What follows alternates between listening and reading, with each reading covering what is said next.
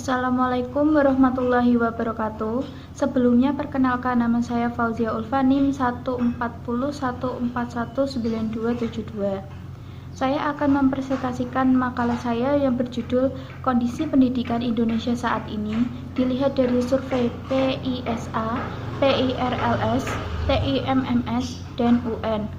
Lalu, apa saja yang dibahas? Yang pertama adalah apa yang dimaksud dengan survei PISA, PIRLS, TIMMS, dan UN. Lalu yang kedua, bagaimana kondisi pendidikan Indonesia pada saat ini?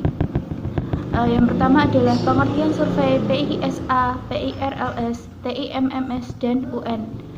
Program for International Student Assessment, disingkat PISA, adalah penilaian tingkat dunia yang diselenggarakan 3 tahunan untuk menguji performa akademis anak-anak sekolah yang berusia 15 tahun, dan penyelenggaraannya dilaksanakan oleh Organisasi Kerjasama dan Pengembangan Ekonomi (OECD).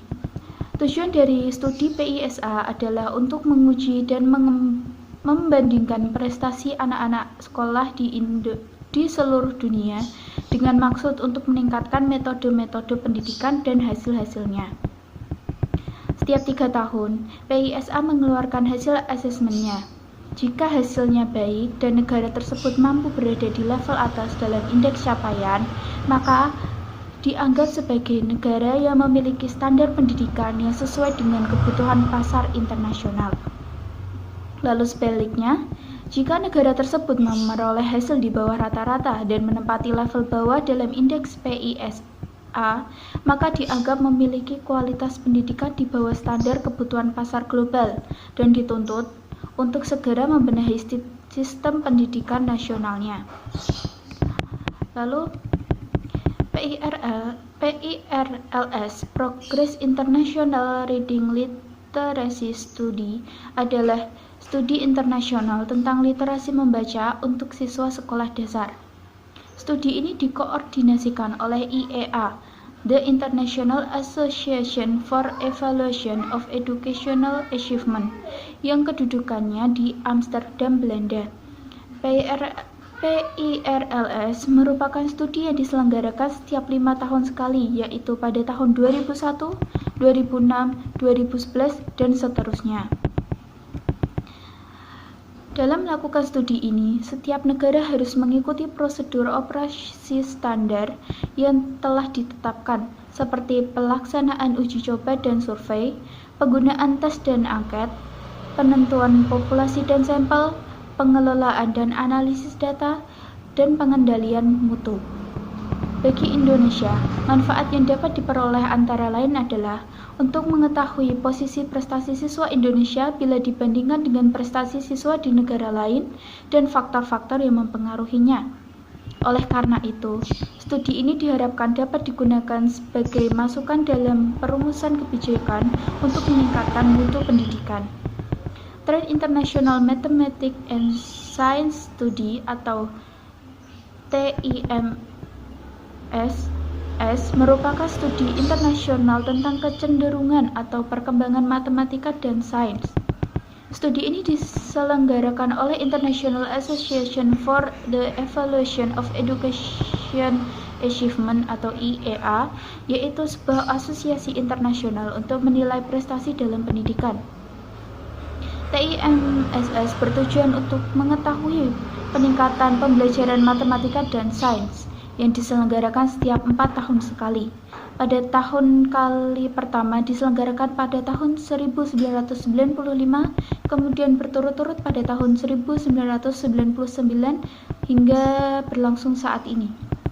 Lalu ujian nasional, bisa disingkat dengan UN, adalah sistem evaluasi standar pendidikan dasar dan menengah secara nasional dan persamaan mutu tingkat pendidikan antar daerah yang dilakukan oleh Pusat Penilaian Pendidikan Depdiknas di Indonesia berdasarkan Undang-Undang Republik Indonesia tahun 2003 nomor 20 menyatakan bahwa dalam rangka pengendalian mutu pendidikan secara nasional dilakukan evaluasi sebagai bentuk akuntabilitas penyelenggaraan pendidikan kepada pihak-pihak yang berkepentingan. Lalu yang kedua adalah pendidikan Indonesia pada saat ini. akhir tahun 2019 mencatat berbagai harapan yang ditumpukan kepada Kementerian Pendidikan dan Kebudayaan Kemendikbud di bawah kepemimpinan Nadiem Makarim, mulai dari perencanaan program Merdeka Belajar dan rencana membuat cetak biru pendidikan Indonesia. Terkait hal itu, pemerhati dan praktisi pendidikan Indra Charismiaji memberikan beberapa catatan penting terhadap arah pembangunan pendidikan Indonesia di tahun 2020.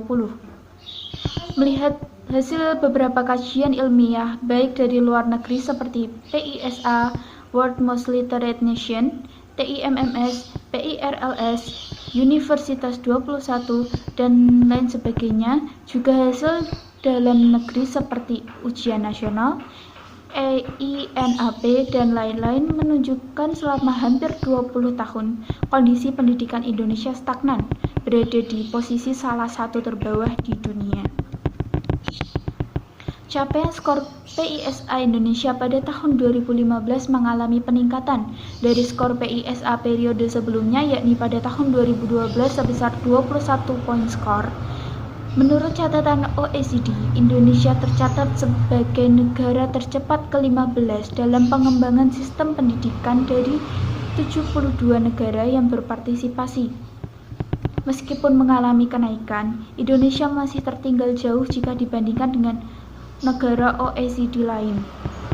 Berdasarkan PISA 2015, Indonesia berada di peringkat ke-62 dari 72 negara yang disurvei.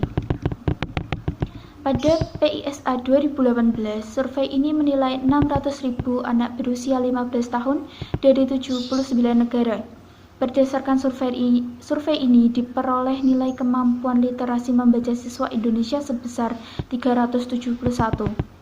Lalu sedangkan untuk kemampuan matematika sebesar 379 dan kemampuan sains 396.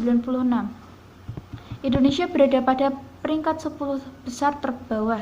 Performa siswa Indonesia dalam hal membaca, matematika, dan sains masih jauh di bawah rata-rata negara OECD. Kepala Pusat Pengembangan Pendidikan Puspendik Muhammad Abduh menjelaskan beberapa faktor Indonesia masih berada pada urutan bawah di tes PISA dibandingkan dengan negara-negara lain. Salah satu faktornya adalah karena pengajar Indonesia tidak membiasakan siswanya mengerjakan soal yang dapat mendorong, menstimulasi, dan menganalisa suatu masalah menggunakan nalar atau disebut High Order Thinking Skill atau HOTS. Oleh karena itu, untuk meningkatkan skor PISA, Indonesia perlu melakukan terobosan kebijakan yang membuat perubahan sistem pendidikan Indonesia ke arah yang lebih baik dan efektif ke depannya. Selain itu, peran orang tua juga memberi pengaruh pada skor PISA.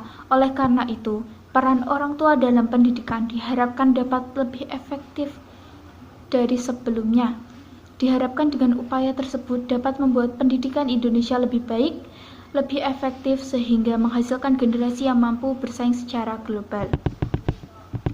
Dalam PIRLS, hasil penelitian menunjukkan bahwa kemampuan membaca siswa Indonesia secara umum masih tergolong rendah. Dapat dilihat bahwa kemampuan membaca siswa diduduki oleh siswa Singapura dengan kategori level sempurna mencapai 24%.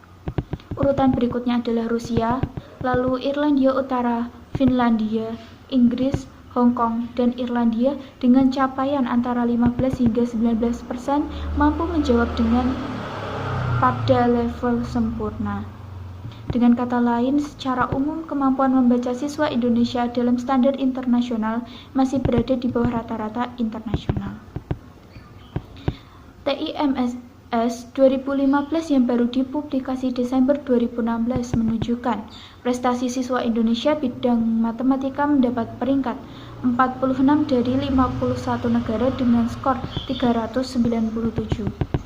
Lalu untuk ujian nasional sendiri atau UN, pada tahun ini Menteri Pendidikan dan Kebudayaan Mendikbud Nadiem Makarim secara resmi menyampaikan pembatalan ujian nasional pada tahun pelajaran 2019-2020.